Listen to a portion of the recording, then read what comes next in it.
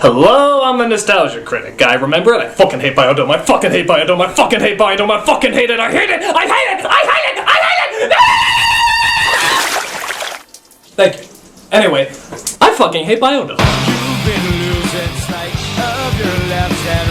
I mean, I don't think I've seen a more annoying and obnoxious piece of cancerous ass. It's so grating and ear-rapingly bad that I'm surprised the movie itself hasn't been arrested for indecent exposure.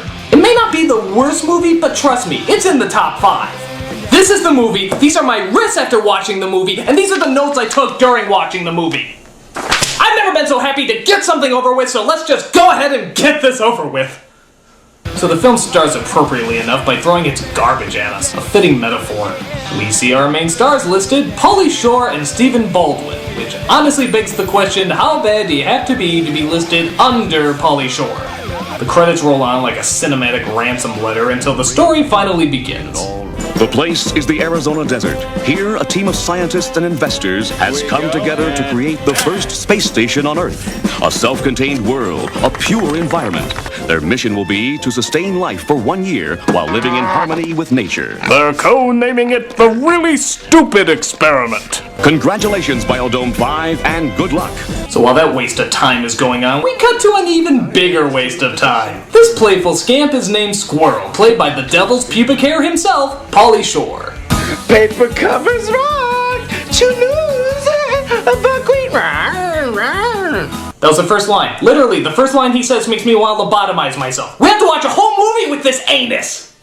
Now, for those of you who are young and have no idea who Pauly Shore is, good. So Shore is joined by his good buddy Stephen Baldwin, who plays another idiot named Doyle. They live in that wonderful time of the 90s where stupid guys didn't really have to have jobs, and yet somehow they live in relatively nice places. Oh, and they also somehow date really hot chicks as well. Come on, are we really supposed to believe the 90s were like that? Dude, the 90s are like that, man! People like us don't need jobs because we're delightfully quirky! Houses and beds just drop into our laps! But 90s, kid, there's gotta be some reason why lazy morons keep getting good stuff back then. Nope, that's just how we roll. What you see is what you... What was that? Oh, it's probably just my landlord with another eviction notice. And a battering ram. And a sawed-off shotgun. Gotta go! Anyway, back to the review. So Squirrel and Doyle spend most of their time hitting each other with books and explaining why it's smart. I can't believe you cracked Dole's skull just to get out of this. I don't understand. The book fell on him. I mean, well, he fell in the book. They collided. Bullshit. Bullshit. God, it is just like you two to try and weasel out of your responsibilities on Earth Day. Oh, and by the way, yes, that is the lesbian with the funny voice from Chasing Amy. The only thing that gives me hope through all this is that she castrates Pauly Shore and starts making out with the brunette. But I don't think the writers are smart enough to do something so stupid. Well, they're getting better. They're taking yoga. And you're the one that keeps on raving about how flexible Bud is getting. There is something about a man who can lick his own back. What am I supposed to say to that? So it turns out these two are super environmental bimbos who want to help clean the environment for Earth Day. But their dumbass boyfriends have even more important things to do. Like being dumbass boyfriends. We met these guys from Arizona Tech and they're taking us out to this keg at Vasquez Lake. What? You met men? Oh, and they're on the swim team. Our girls have been seduced by breaststrokers. They bought it. So they set out to find their girlfriends because they're afraid that they're gonna sleep with some breaststroke swimmers. They should just retitle this movie Stupid White People Doing Stupider White Things. Oh, check out that mall, man. Whoa, must be the grand opening. Biodome. Think that means it goes both ways? I don't know, but we do. Never do that again, for the love of God. So they get to the spot only to find out that the ladies tricked them. There used to be fish here, remember? Yes, I do, Doyle. A long time ago when we were kids, right? Leave Bud alone, Mom. I'm teaching Bud how to hold his breath underwater. Much better, Bud. Now let's try for 3 minutes. Yeah, you tried to tell a joke! you get a vast empty void of silence. So as they start to head back, they come across the Biodome as the 5 scientists get ready to head inside. Please, I would like to introduce my team. Mr. T.C. Romulus, our entomologist. Miss Petra von Kant, our oceanographer. And Miss Mimi Simpkins, our agriculturalist. That's not an agriculturist, that's Miss October. In fact, only 2 of these people look like real scientists, the rest look like fashion models. Haven't you seen any movie scientists that got white lab coats and messed up hair? Like Doc Brown, played by Christopher Lloyd. That was a scientist. These guys are GQ covers. They're insult to movie scientists everywhere. What will Christopher Lloyd say? Oh, that's good to know. Thanks, Christopher Lloyd. Oh, by the by, does this head scientist look familiar to you at all? I'll tell you what's hazardous. You're facing federal prosecution for at least a half a dozen environmental violations. That's right! It's Walter Peck from Ghostbusters. And yes, he's an environmental douche in this movie too. But one day to sustain life on new worlds far, far away. So Squirrel and Doyle sneak their way in to take a piss while the Nazi from Blues Brothers seals the Biodome up with the scientists inside. But wait a minute. Oh no!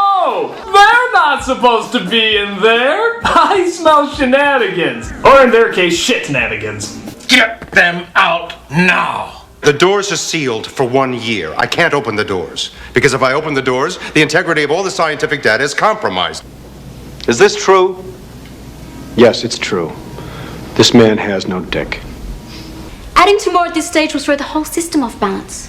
Then the system will adapt. Ah yes, let's go over this again. They can either just open the door up and let them out, simply starting the countdown over again, or they can let these idiotic time bombs stay inside and most likely destroy everything. What did these morons study before this? The environmental impact of Bigfoot? So because space is tight, they had to have them stay in the janitor's closet, where the idea for this movie probably should have stayed. For the blanket. Lose the blanket. For fun.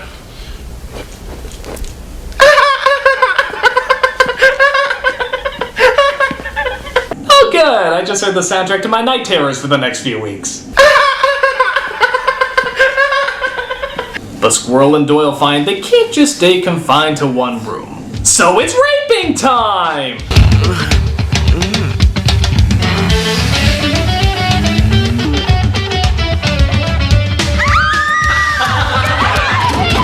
We're rapists and adulterers. Doyle, jungle friend to you and me. So, yeah, the majority of the movie is just these guys acting like douche monkeys as the audience scratches their head trying to figure out what's supposed to be funny about it.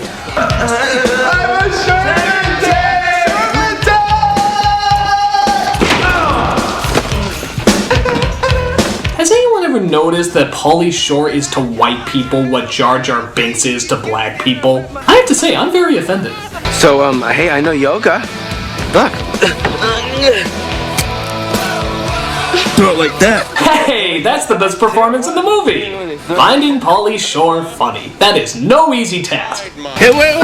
Okay, maybe I'll show you some other maneuvers later. Eventually, their girlfriends find out where they are as they go to visit them. Listen, maybe you're not aware of it, but we're a vital part of the homeo system. Don't you think your couch is having withdrawals? Don't you think you should get back to your Jennifer Tilly impersonation? We gotta go. Bye. Bye. Oh yeah, that's what I'm talking about. Touch each other. Ta-da! God damn it! I am so fat. No, you're not. Nobody likes me. Beautiful. People didn't like me in high school. Everybody loves you. Oh, thank you. You know, I think this film is the hot pockets of movies. Nothing substantial and most likely will cause diarrhea. Ready? Hot 1, hot 2, hot. I'm beginning to think this movie is the predecessor to all those really bad YouTube videos you see. You know, the ones where 2 dickheads do dickheadish things while one dickhead laughs at the other dickhead while that dickhead gets hurt but sadly isn't crippled for life. That's this movie.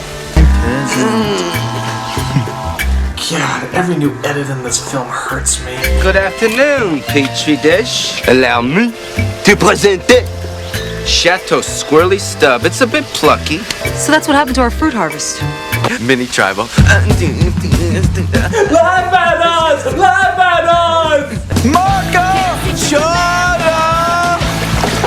Marco! Shut up! Okay, these two were dropped. Either that or they're some kind of special needs kids, but there's no way these are normal functioning people. Especially if they think that this shit is funny! You're gonna take me for a They're worse than cancer! If a doctor came up to me and said I had a bad case of Pauly Shore and Stephen Baldwin, I'd cut off my head with a fork! Damn it, damn it, damn it. And by the way, this is it! This is all they show for like 45 minutes. Once in a while they'll come back to a pointless scene with Marilyn Manson's ex-girlfriend here. Other than that, it's just this. Will you just decapitate them already?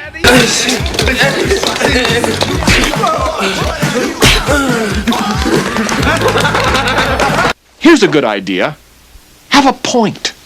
It makes it so much more interesting for the listener. Sweet crispy Jesus, every time one of them speaks, I hear a child being murdered. I'm not kidding. That's seriously what I hear every time one of them talks.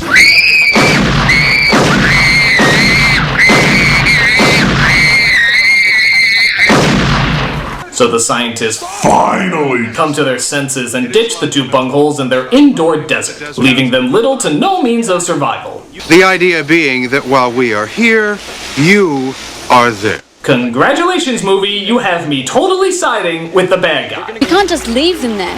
They are a symbol of everything that is wrong with this world. Captain, these men are a criminal violation of the Environmental Protection Act. I know this seems incredibly unrealistic, as scientists wouldn't usually partake in murder, but I don't care. If it's Pauly Shore and Stephen Baldwin's murder, it's all for the greater good. So they spend several days practically starving to death when they come across an interesting discovery. A key. Fuck nugget! You mean this airtight, totally concealed bubble could have been opened this whole time with just a key in the back glass door? Ow! Ow! This plot hole is so bad it's actually physically hurting me! Ow! So, what do they do now that they're finally released out of their environmental prison? Throw a party, of course, as they invite everyone they know back to the Biodome so they can have a rockin' good time. The girlfriends hear about it as some sort of Earth Day event where they Tenacious D? Don't say we didn't save some friggin' trees! Oh my god, real comedy! Real comedy at last! Oh, save me, Tenacious D! Help me to laugh again! Party at Biodome? Alright, let's go! No! No! Go back to Tenacious D, you ass mongrel! Don't you know real comedy when you see it? Get used to this. Oh! How dare you come back to those cock-eaters! You passed over the only talented people in the movie, you morons! It's like looking at a lineup of the world's greatest martial artists and being like, Jackie Chan? I don't think so. Bruce Lee? Maybe next time. Steven Seagal, get in there! Ass! Monique Jen, welcome to paradise! We're still not funny! Doyle, look at this place. It's being destroyed.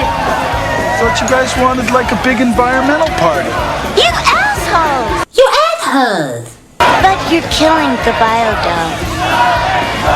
So after the party is over and they've destroyed pretty much everything the Biodome was trying to accomplish, they try to put it back together again by restoring all the clean air through just picking up everything. Great, that's like trying to fix Hiroshima by handing out band-aids. Do you have any idea how impossible it would be to make this place habitable again? We're taking over this dome. We're all gonna die! I am acting! Seriously, this film couldn't get any less funny if they just shot a clown. Back and to the left.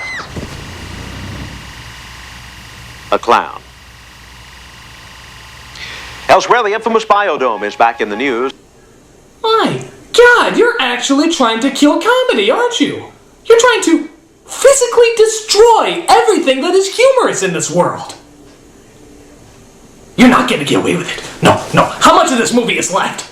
15 minutes? Alright, I'm just gonna rush through it, thwarting your diabolical plan, you sick fuck movie! Walter Peck goes mad and disappears for a while, but returns as the Unabomber. Literally, his hair grows long, he has a beard, and he gets explosives to try to blow up the place. He does this by combining nitroglycerin with coconuts. Just go with it, it'll be over faster. But his plan doesn't work, as the explosions seem to happen next to the coconuts instead of actually in them. But he also has a detonator, and plans to use it to blow up the entrance. Give me the detonator. What is the magic word? Please. The bombs blow up, but mysteriously and unfortunately, nobody is hurt. The boys reunite with the girls, people confuse this experiment for a giant success, and Walter Peck ends the movie by doing his best flying circus impression. It's... Monty Python, the Flying Circus. Brought to you by the worst of humanity. This is awful! I mean awful! All the funny is replaced by a giant cauldron of annoyance. You just can't comprehend how bad this movie is. It's just two really unfunny people doing really unfunny things and confusing it for something really funny. I haven't been aggravated by a movie like this for a long, long time, and that's saying something considering the movies I've reviewed. Fuck this movie! Fuck this movie forever! I'm the Nostalgia Critic.